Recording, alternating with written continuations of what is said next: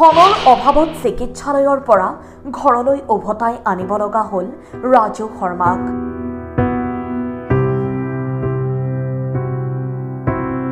অৰ্থ সাহায্য বিচাৰি কাটৰ আহ্বান মুখ্যমন্ত্ৰীক। নলবাৰী জিলাৰ হাৰিঘাটা গাঁৱৰ গোপাল শৰ্মাৰ সৰু পুত্ৰ ৰাজু শৰ্মাই এতিয়া মৃত্যুৰ ক্ষণ গণিছে বিচনাত। গাড়ী চলাই পৰিয়াল চলাই আছিল যদিও হঠাৎ ৰাজু অসুস্থ হৈ পৰাত ওচৰ চুবুৰীয়াই সহায়ৰ হাত আগবঢ়াই হায়দৰাবাদ স্থিত AIG চিকিৎসালয়ত ভৰ্তি কৰায়। তাত ৩-৪ দিন থকাৰ পিছত ধনৰ অভাৱত চিকিৎসালয় এৰি ঘৰলৈ উভতি আহিব লগা হয়।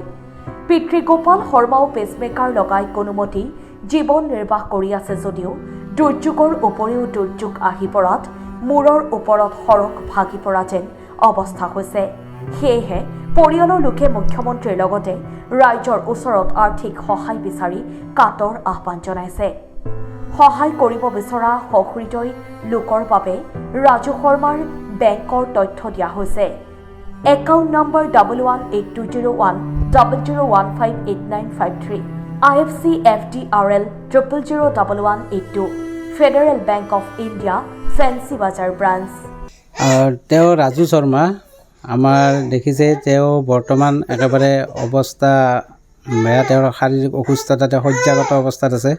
আৰু প্ৰথমতে তেওঁৰ শাৰীৰিক অসুস্থতাত হয় আমি ধৰিব পৰা নাছিলোঁ। তেওঁ এটা সৰু কাম কৰি চলি আছে, আমাৰ কোম্পানীৰ আণ্ডাৰত গাড়ী চলায়, কোনোৰকমে তেওঁ পৰিয়ালটো পোহপাল দি আছে। তেওঁৰ ছোৱালী এজনী আছে, মাত্ৰ 1.5 বছৰ বয়স। গতিকে হঠাৎ অসুস্থ হৈ পৰাত আমি গুৱাহাটীতে চিকিৎসা তেওঁৰ কৰোঁ, কিন্তু চিকিৎসা কৰি থাকিলে তেওঁৰ স্বাস্থ্যৰ ক্ৰমান্বয়ে অৱনতি হোৱা আমি দেখিবলৈ পাওঁ। তেওঁৰ যিখিনি চিকিৎসাৰ বাবে ব্যয় কৰিব লগা টকা, এইখিনি তেওঁলোকৰ পৰিয়ালটোৱে বহন কৰা একেবাৰে অসম্ভৱ। যিজন MLA মহাশয়, তেখেত এতিয়া আমি সৰু ক্ষেত্ৰীতো নাপাওঁ, এইফালে বৰক্ষেত্ৰী সোমাইছোঁ, তাতো নাপাওঁ। গতিকে সেইফালৰ পৰাও অকণমান আমাক পাৰিলে সহায় সহযোগিতা আমি বিচাৰিছোঁ। যাই যেনেদৰে পাৰে মুঠতে আমাক সহায়টো আগবঢ়াব লাগে। Bureau report, Assam time.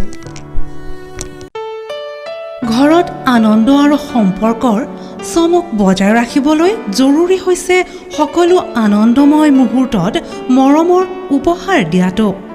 সেইবাবে মধুশ্ৰী জুৱেলাৰ্ছে আনিছে সকলো ৰঙীন ক্ষণৰ বাবে বিশেষ গহনা।